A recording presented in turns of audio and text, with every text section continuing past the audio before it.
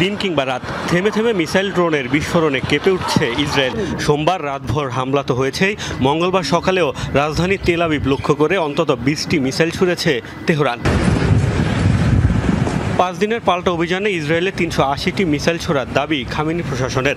বেশ ক্ষয়ক্ষতির কথা নিশ্চিত করেছে বিভিন্ন ইসরায়েলি গণমাধ্যম।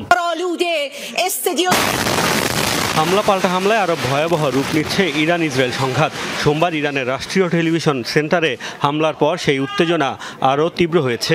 এই আগ্রাসনের জবাবে ইসরায়েলের ভূখণ্ডে ইতিহাসের সবচেয়ে ভয়াবহ হামলার হুঁশিয়ারি দিয়েছে তেহরান। এরপর থেকে নিয়মিত বিরতিতে ছুড়ছে মিসাইল ড্রোন।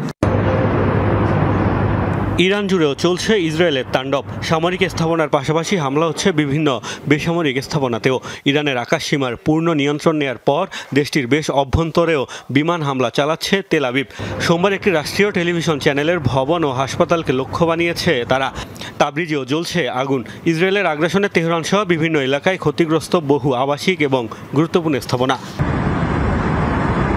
ইসরায়েলের লাগাতার হামলায় ভয় আর আতঙ্কে ইরানের সাধারণ নাগরিকদের রাজধানী ছাড়ার হিড়িক পড়েছে। তেহরানের আশপাশের সড়কগুলোতে তৈরি হয়েছে তীব্র যানজট। এদিকে ইরানের শীর্ষ নেতাদের ক্যান্সার আখ্যা দিয়েছেন ইসরায়েলের প্রধানমন্ত্রী। তারা ক্যান্সারের মতো।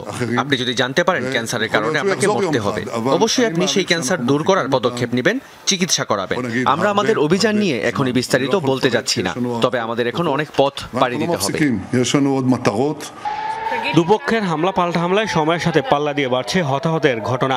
এখন পর্যন্ত মৃত্যু হয়েছে 24 ইসরায়েলির, অন্যদিকে নিহত হয়েছেন 250-এর বেশি ইরানি নাগরিক।